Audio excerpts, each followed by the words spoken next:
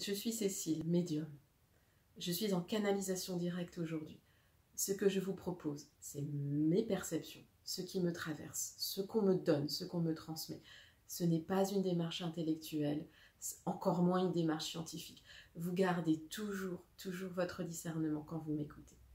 Je viens vous parler aujourd'hui de ce qui change depuis ce mois d'avril 2022, depuis ce très fort passage qu'on a connu entre le 31 mars et le 1er avril.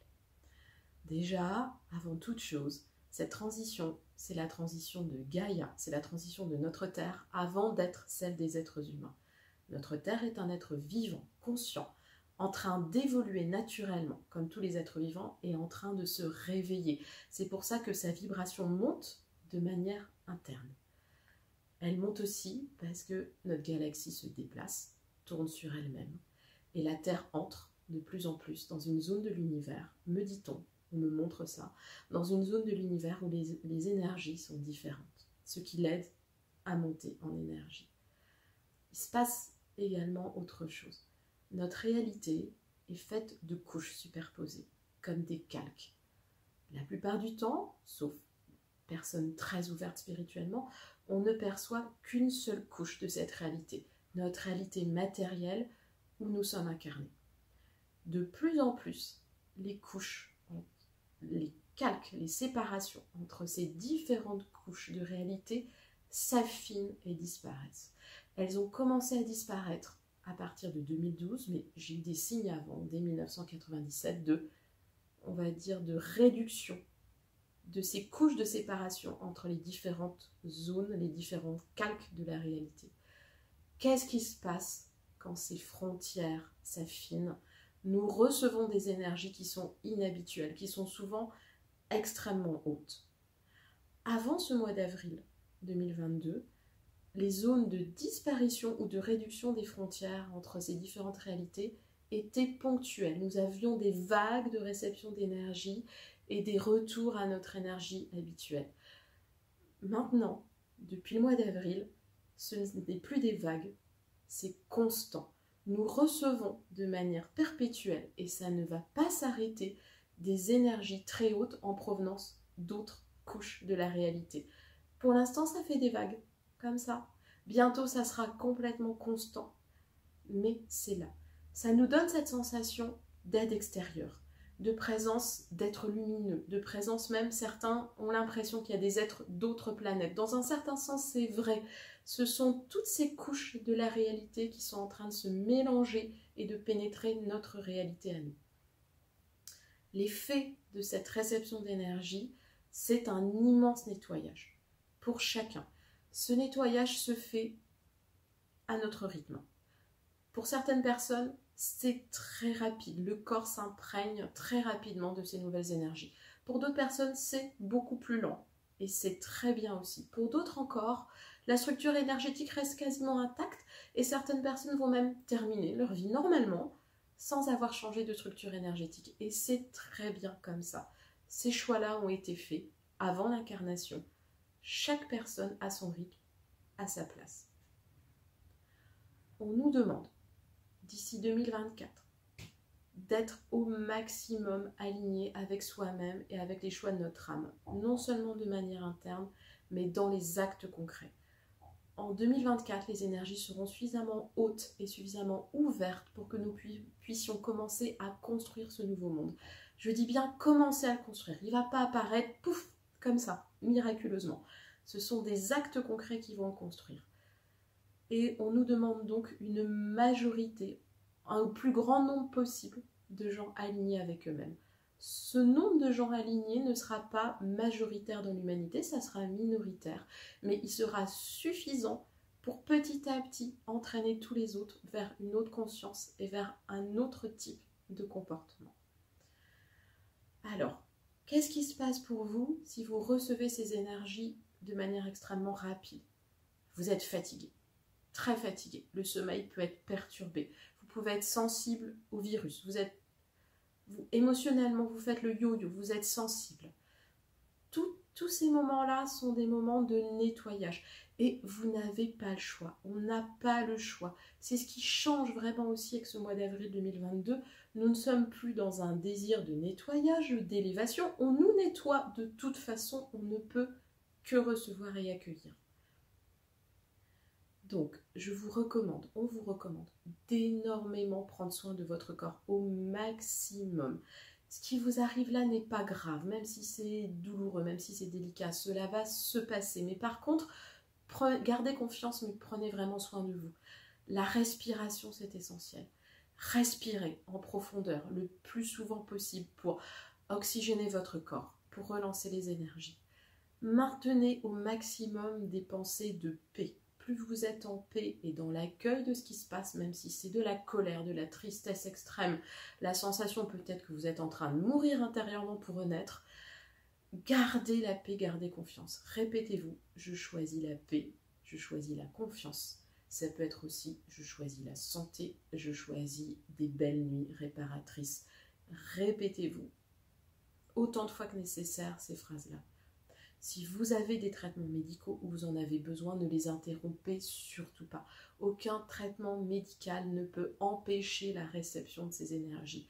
Cela peut au pire le différer légèrement, le ralentir très légèrement, mais pas plus que ça.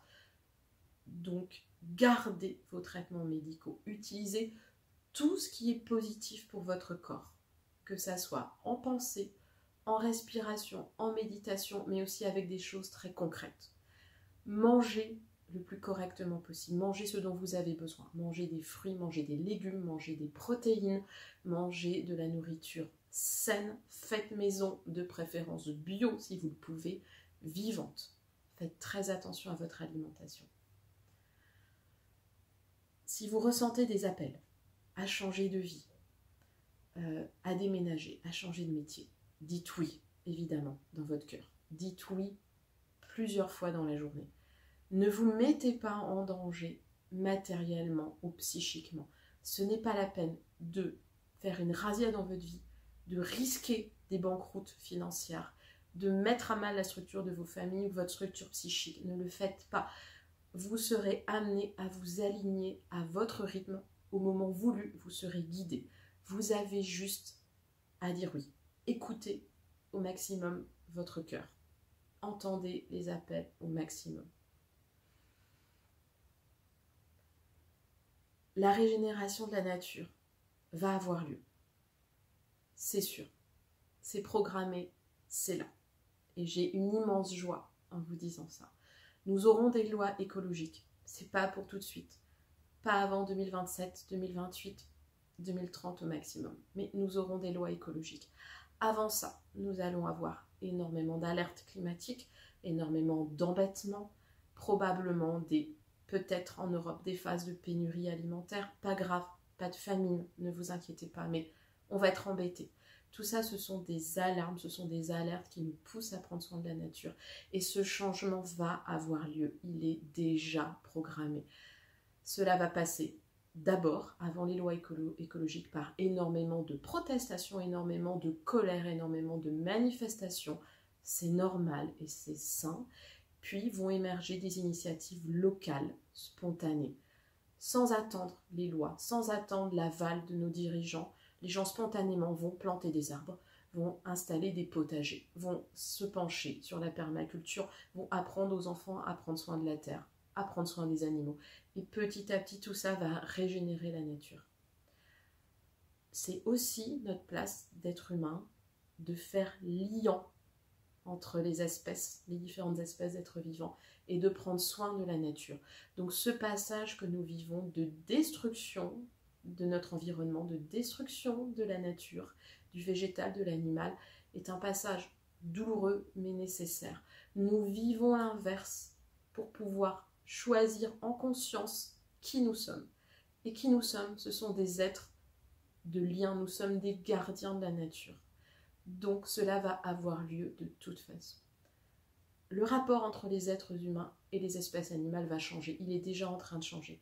Il n'y aura plus le monde des êtres humains, le monde des animaux sauvages. Tout ça va s'intermélanger, s'interpénétrer. Et cela va nous apporter à nous énormément de paix.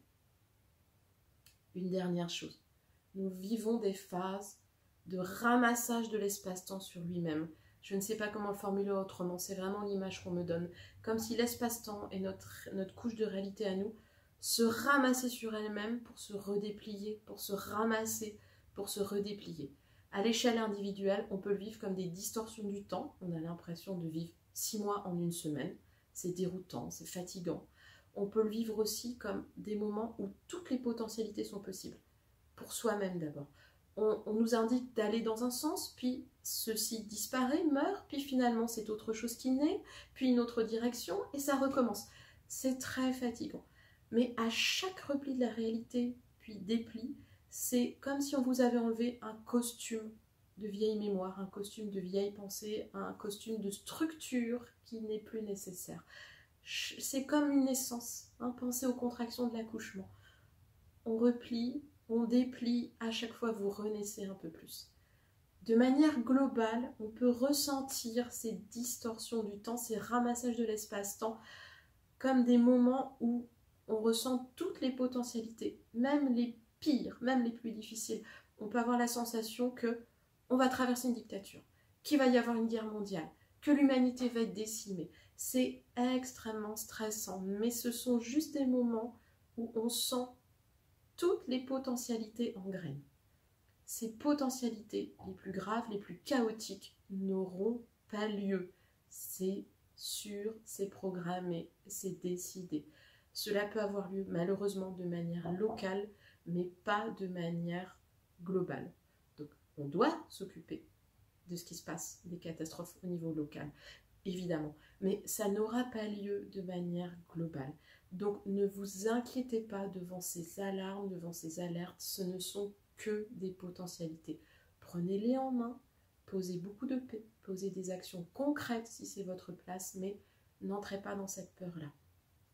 Toutes ces potentialités catastrophiques n'auront pas lieu parce qu'il y a trop d'intentions de paix sur cette terre, trop d'intentions d'amour, trop d'intentions de lien entre les êtres et trop de conscience de l'unité pour que ces potentialités catastrophiques se réalisent.